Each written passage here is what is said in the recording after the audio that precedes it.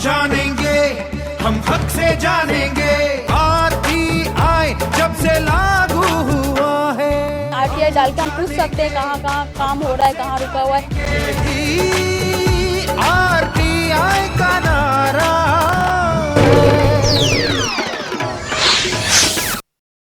नमस्कार, मैं हूं अशोक श्रीवास्तव और आप देख रहे हैं जानने का हक।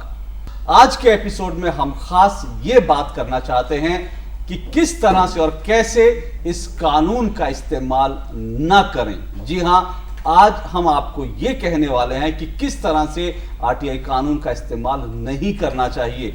और ऐसा हम करने के लिए इसलिए मजबूर हुए क्योंकि अखबारों में ये खबर आई कि दिल्ली में एक आरटीआई एक्टिविस्ट 1 लाख रुपए रंगे हाथों लेते हुए पकड़ा गया, रिश्वत के 1 लाख रुपए। मुंबई से खबर आई कि एक पूरा गिरोह जो कि बिल्डर माफिया के साथ मिलकर आरटीआई लगाता है और आरटीआई लगाने के बाद पैसे उगाता है। दिल्ली में यह खबर आई कि दिल्ली में, दक्षिण दिल्ली में खास करके एक बहुत बड़ा गिरोह है जो कि लगातार जहां भी निर्माण कार्य चलते हैं वहां आरटीआई लगाता है और वहां से जानकारी इकट्ठी करने के बाद घर घर जाकर ब्लैकमेलिंग करता है।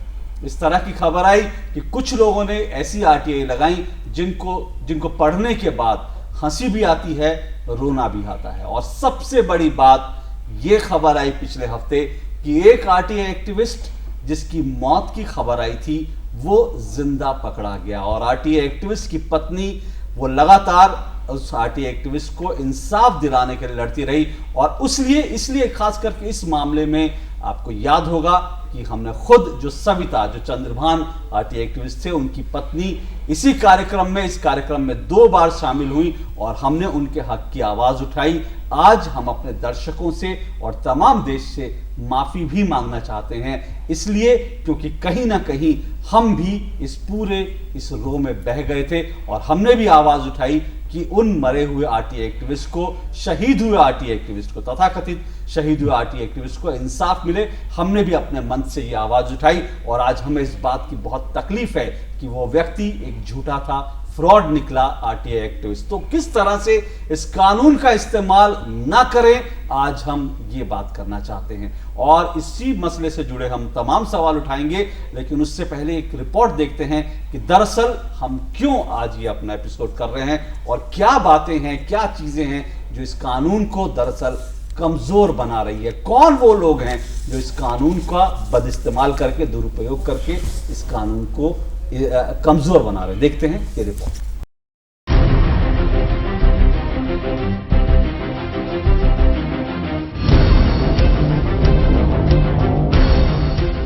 सूचना का अधिकार कानून समाज में फैले भ्रष्टाचार को खत्म करने व एक पारदर्शी समाज की स्थापना करने के मकसद से लाया गया।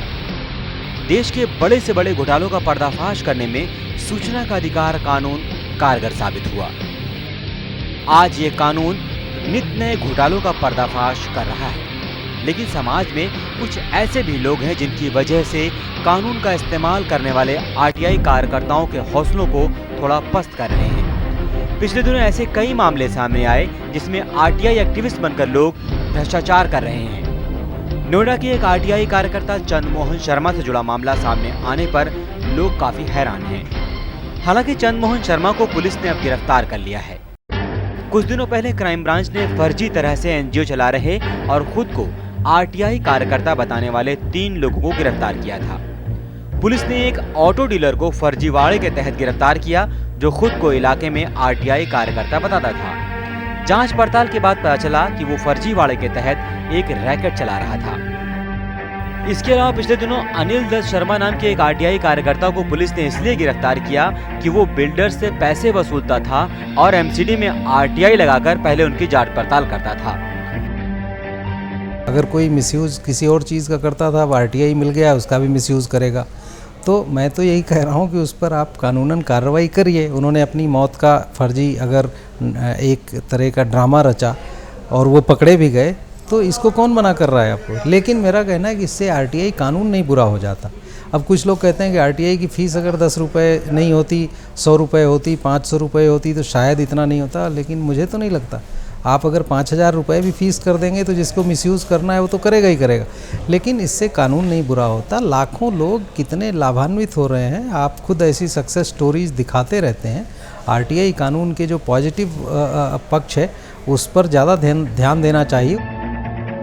सूचना का अधिकार कानून समाज में फैले भ्रष्टाचार को उजागर करता है, जिसे समाज में एक पारदर्शी माहौल कायम किया जा सके। लेकिन ऐसी घटनाएं इस कानून की मूल भावना पर एक चोट है, जिसका इलाज बेहद जरूरी है। सूचना का अधिकार कानून इस मकसद से देश में लाया गया कि देश की आवाम को एक ताकत दी जा सके। लेकिन पिछले दिनों कुछ ऐसे मामले सामने आए जिसमें कुछ लोग इस आरटीआई कानून का दुरुपयोग कर रहे हैं, जिससे इस कानून की जो मूल भावना है वो प्रभावित हो रही है। हमारी आपसे अपील है कि इस कानून के तहत इसका दुरुपयोग ना करें और जनहित में आरटीआई लगाएं, जिससे कि एक बेहतर और पारदर्शी समाज की स्थापना की जा सके। नई दिल्ली से कैमरामैन प्रमोद नगी के साथ मोहम्मद आकिब खान, जीडी न्यूज़। तो ये हमारी रिपोर्ट थी और आज हमारे साथ दो मेहमान स्टूडियो में मौजूद हैं। हमारे साथ एमएल शर्मा जी हैं, जो कि पूर्व केंद्रीय सूचना आयुक्त हैं। बहुत बहुत शुक्रिया एमएल शर्मा जी। और एमएल शर्मा जी सीबीआई में भी रह चुके हैं और कानूनी मामलों के एक्सपर्ट हैं। हमारे दूसरे मेहमान सुभाष अग्रवाल जी हैं, जो कि देश के जाने माने आरटीआई एक्टिविस्ट हैं। बहुत बहुत शुक्रिया सुभाष अग्रवाल जी, आपका भी।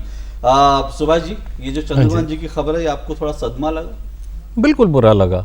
और जो बीच में अखबारों में एक कोई और खबरें आई थी ब्लैकमेलर की और वो गिरफ्तार हुए, तो मेरे को तो ये सब चीज़ें बहुत दुखदाई लगती हैं। और इसके अलावा भी मैं सीआईसी की वेबसाइट को जब सर्च करता हूँ तो उसमें कुछ ऐसे नाम देखता हूँ कि जिन्होंने आरटीआई एक्ट का मखौल बनाया, केंद्रीय सूचना आयोग का समय बर्बाद करते हैं। एक एक दिन में 200 समरी डिस्पोजल एक व्यक्ति के हुए हैं। और मैंने उसकी जब पूरी एक जानकारी इकट्ठी करी, उसकी मॉडस ऑपरेंडी देखी कि वो एक प्लेन कागज़ लेता है, उसमें कुछ क्वेरीज बना देता है और उनकी फ़ोटोकॉपीज़ करवा के नाम पते छोड़ता है और दिल्ली के सब अस्पतालों में लगा देता है। और ठीक 30वें दिन आरटीआई पिटीशन दाखिल करने के वो सेंट्रल इंफॉर्मेशन कमीशन में नॉन कॉम्प्लाइंस की पिटीशन लगा देता है, जिसमें कि पोस्टल ट्रांजिट का भी टाइम नहीं देता। उसका उद्देश्य खाली एक रिकॉर्ड क्रिएट करना है। और मैंने ये सब बातें जो केंद्रीय सूचना आयुक्तों के भी निगाह में डाली और उन्होंने उस बारे में अब सख्त निर्णय लिए हैं और ऐसे लोगों को उन्होंने अपने ऑर्डर्स में स्ट्रक्चर पास करने शुरू किए हैं। देखिए अशोक जी, हर एक कानून का एक महत्व होता है और उसके अब इसका मिसयूज़ ऐसे भी हो रहा था कि लोग 40-40, 50-50 पेज की आरटीआई लगा रहे थे, सैकड़ों क्वेश्चन लगा रहे थे। फिर डीओपीटी ने सिविल सोसाइटी के मेंबर्स के साथ बैठ के एक रास्ता निकाला, 500 वर्ड्स की शब्द सीमा की गई। कुछ इसका कानून का दुरुपयोग करने की एक मेन वजह ये भी है, जो ये आप फन वाले बता रहे हैं, अभी मैं ब्लैकमेलर्स पे नहीं आ रहा हूँ।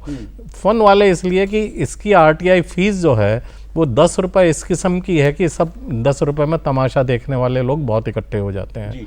और मेरा कहना ये है, मैं इस पे फीस पर आऊं। आप कह रहे हैं माहौल, लेकिन उससे पहले क्या आपको लगता है, क्योंकि इस पर हम कई बार बहस कर चुके हैं सुभाष जी, क्या आपको लगता है कि आरटीआई कानून का दुरुपयोग हो रहा है? क्या सवाल बिल्कुल हो रहा है, इसका दुरुपयोग हो रहा है। बिल्कुल। अब ब्लैकमेलिंग वाले पे आ जाइए। इसमें जो हमारे पूर्व सूचना आयुक्त थे श्री शैलेश गांधी, उन्होंने एक इसका जो जवाब दिया था वो बड़ा सोचने वाला है। उन्होंने कहा ब्लैकमेलर भी गलत है, पर वो किससे कर रहा है ब्लैकमेल, वो खुद भी तो ब्लैक होने वाला भी तो गलत है। मैं कुछ ना कुछ ब्लैक तो है ही ना। जो ये अनऑथराइज कंस्ट्रक्शन चल रही हैं, तो ये उन्हीं को तो ब्लैकमेल कर रहा है ब्लैकमेलर। तो बेसिक चीज तो गलती वहां पे है जहां पे अनऑथराइज कंस्ट्रक्शन चल रही है।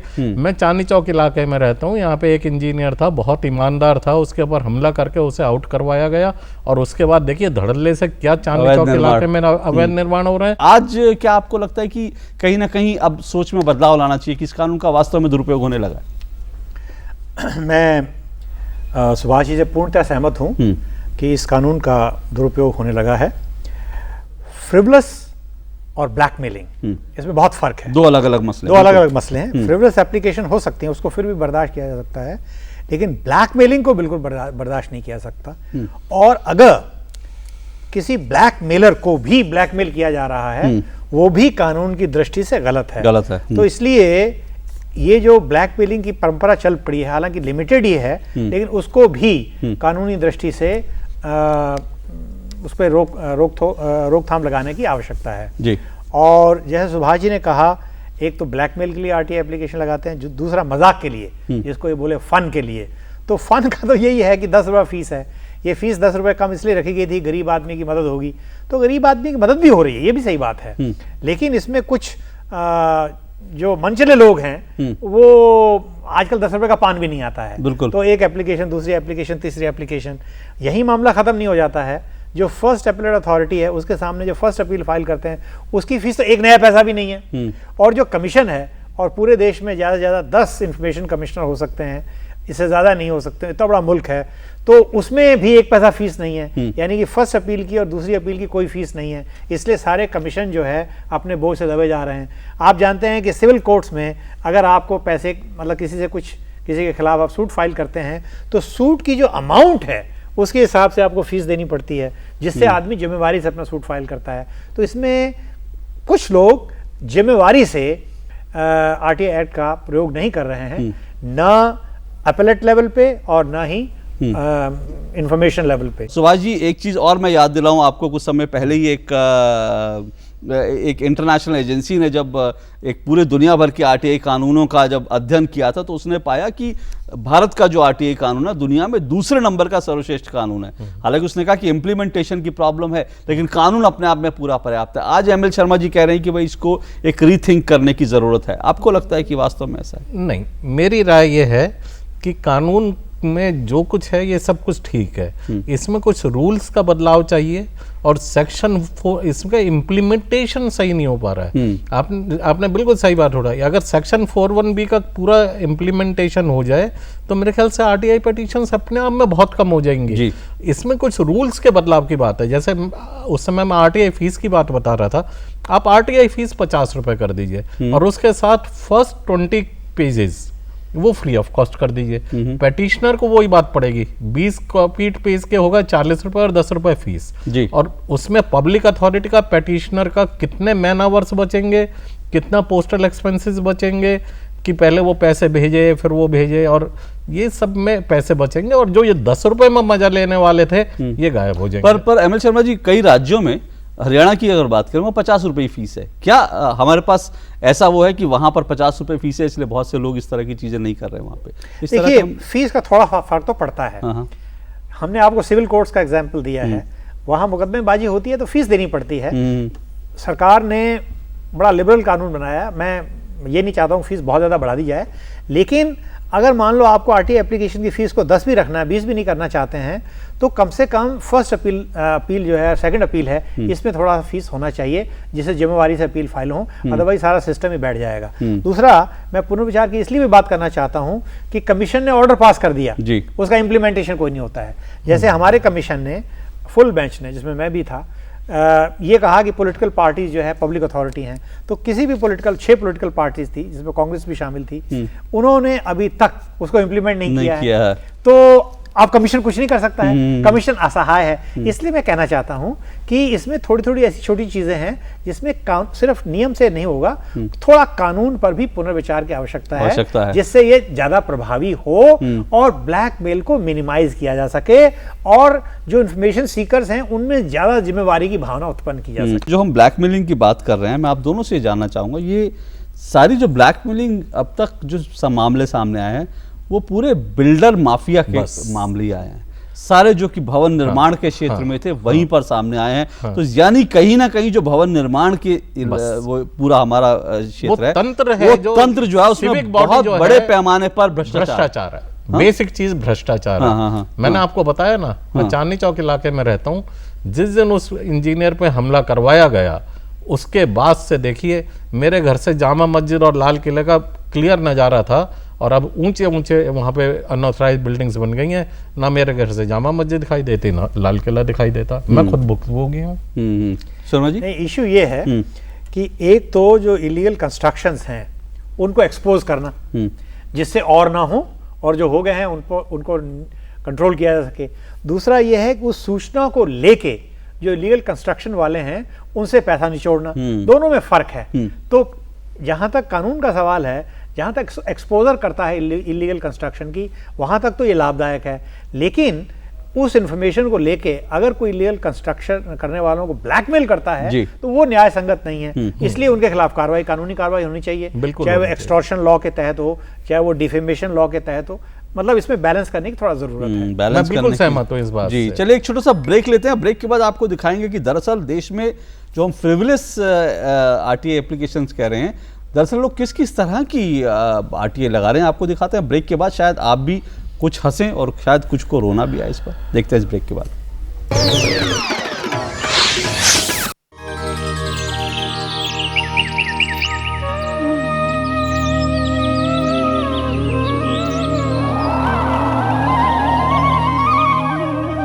मैं तो सीधी सीधी बात करने वाला आदमी हूँ कि जिस जगह पे सत्य है वहाँ खुदा है, जिस जगह पे अहिंसा है वहाँ ईश्वर है।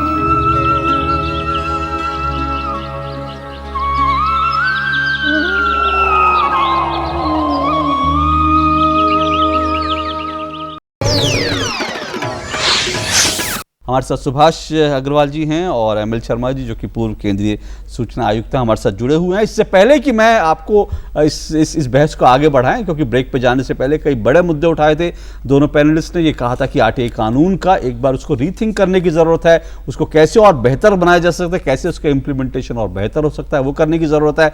सुभाष अग्रवाल जी कह रहे हैं फ्रिवलेस एप्लीकेशंस के लिए 10 रुपये की जो सीमा है, दरअसल अगर उसको बढ़ा के 50 रुपये किया जाए तो अच्छा होगा, क्योंकि 10 रुपये में हर कोई एप्लीकेशन लगा देता है, बिना सोचे समझे लगा देता है। हम देखते हैं कि देश में दरअसल किस किस तरह की आरटीआई एप्लीकेशंस लगी हैं। आपको ऐसी कुछ चुनिंदा एप्लीकेशंस के बारे में बताते हैं जिनको सुनकर आपको शायद हंसी भी आए। देखते हैं इस छोटी सी रिपोर्ट में। आरटीआई कानून पारदर्शिता बढ़ाने वाला कानून, गरीब अमीर सबका कानून, भ्रष्टाचार से निपटने वाला कानून, कई बड़े खुलासे करने वाला कानून। पर कुछ लोग इसका गलत इस्तेमाल कर रहे हैं। जिन सवालों से भ्रष्ट अधिकारियों की नींद उड़ जाती थी, उसी आरटीआई से बेतुके और गंदे सवाल पूछे जा रहे हैं। ऐसा समाज के कुछ चंद लोग ही कर रहे हैं।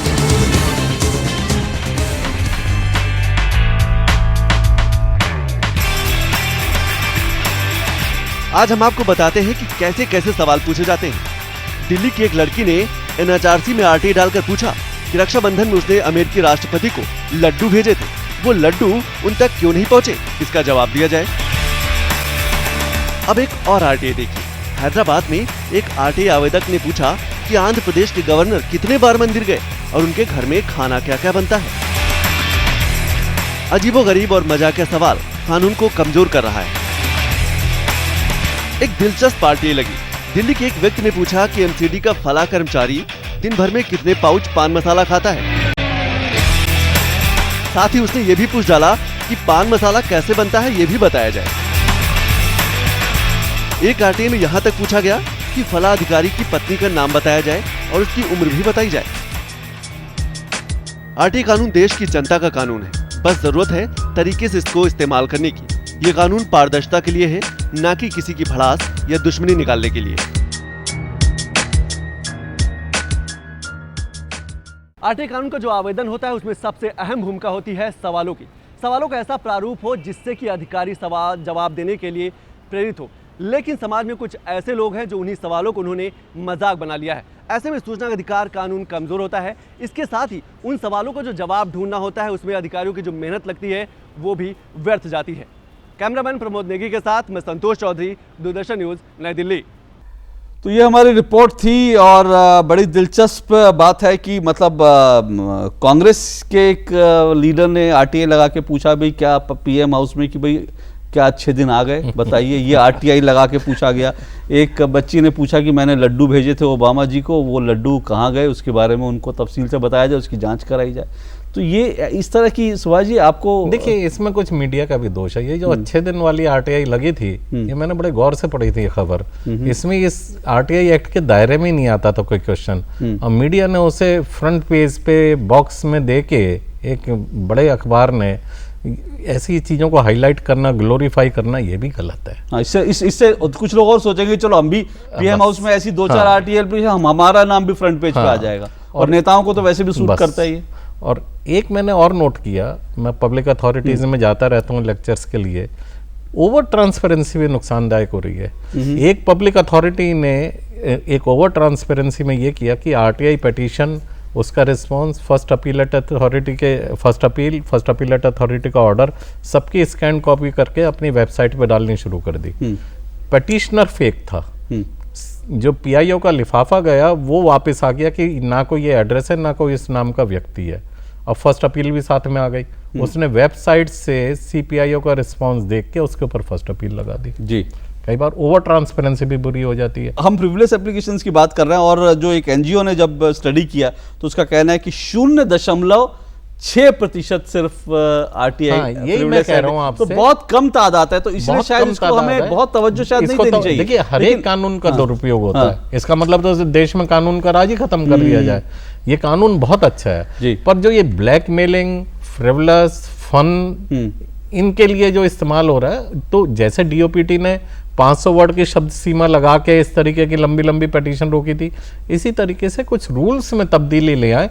एक्ट में तब्दीली की जरूरत बहुत ज्यादा नहीं पड़ेगी, रूल्स में कर देंगे भाई। फीस जो है वो सबकी यूनिफॉर्म होगी। एक बात मैं एमएल शर्मा जी आपसे जानना चाहूंगा कि क्या इस तरह की चीजें पीआईओ के लिए दरअसल बहुत बड़ा बर्डन बन जाती हैं। मुझे याद है आपने ही शायद इस कार्यक्रम में ये मुद्दा उठाया था कि आर्मी के कैंटोनमेंट पे जो है आरटीआई लगाई गई। ये कहा गया कि शायद 15 सालों में आपने कितनी बाल्टियां खरीदी, कितने आपने मग खरीदे, इस तरह की इंफॉर्मेशन। तो ये पूरी मिनिस्ट्री ऑफ डिफेंस और पूरे organisations including army, navy, air force, पूरी पीएसयूज फ्रिवलेस एप्लीकेशन लगी थी। लेकिन इसका हम पहले इसका विश्लेषण कर चुके हैं। फ्रिवलेस एप्लीकेशन लगेंगी, लेकिन उससे कानून के ऊपर प्रभाव नहीं पड़ता, क्योंकि ऐसी एप्लीकेशंस बहुत कम होती हैं। इसलिए धीरे धीरे मैच्योरिटी लोगों में आएगी और ये धीरे धीरे खत्म हो जाएगा। बहरहाल ये आज का बड़े सवाल थे जो हमने उठाने की कोशिश की।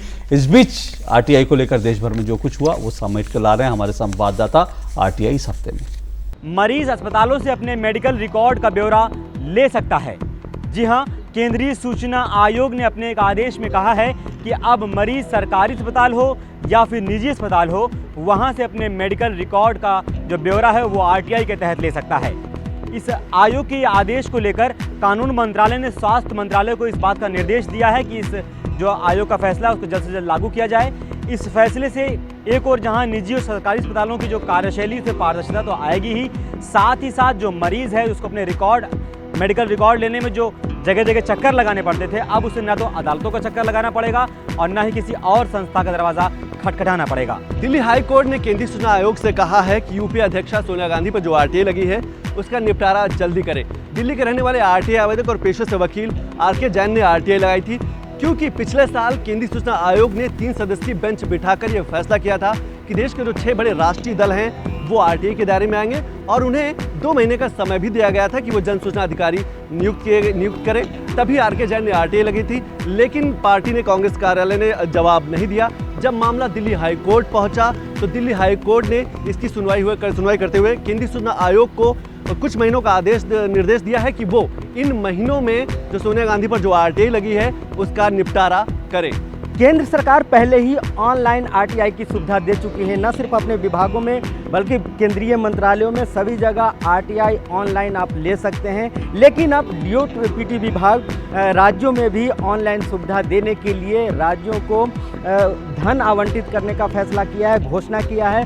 और इस बीच जो 5 से 12 अक्टूबर जो आने वाला है उसमें आरटीआई सप्ताह मनाने की बात चल रही है और इसके लिए 3 लाख रुपए जो बजट है वो देने की बात हो रही है और घोषणा कर चुकी है। दूसरी तरफ जो अभी जानकारी नहीं पूरी तरीके से आरटीआई की फैली है, जागरूकता बढ़ाने के लिए भी 4 लाख रुपए का प्रावधान डीओपीटी विभाग केंद्र सरकार ने किया है। मुख्य सूचना आयोग ने सब इंस्पेक्टर पर लगाया 25,000 रुपए का जुर्माना। जी हाँ, खबर कोची से है। कोची के अर्नाकुलम पुलिस स्टेशन में सब इंस्पेक्टर ने जो आरटीआई के तहत गलत सूचनाएं दी थी।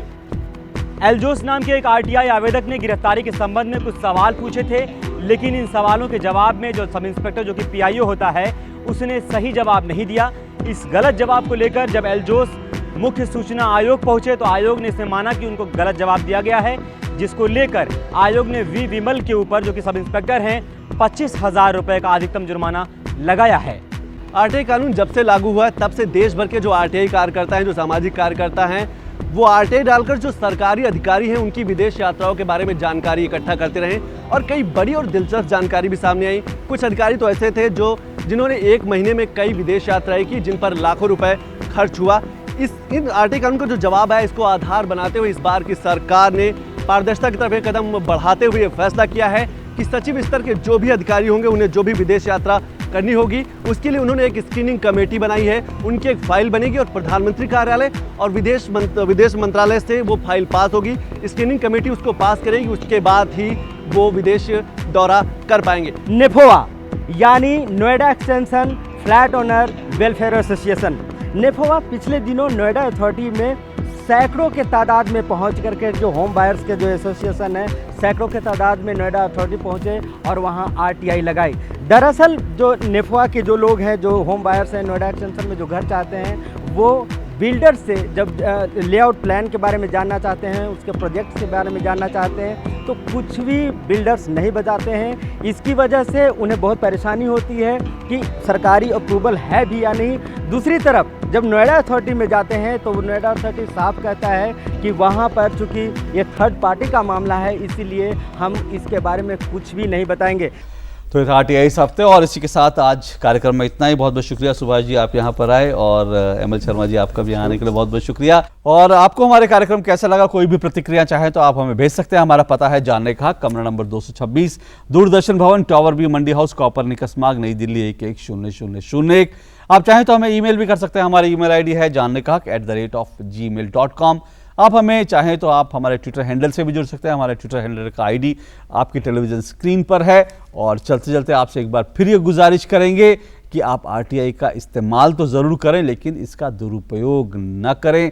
फ्रिवलेस एप्लीकेशन आरटीआई एप्लीकेशंस ना लगाएं जिससे, क्योंकि इससे कानून कमज़ोर होता है और कानून, अगर ये कानून कमज़ोर होगा तो एक देश का आम आदमी कमजोर होगा, क्योंकि ये देश के आम आदमी को ताकत देने वाला कानून है।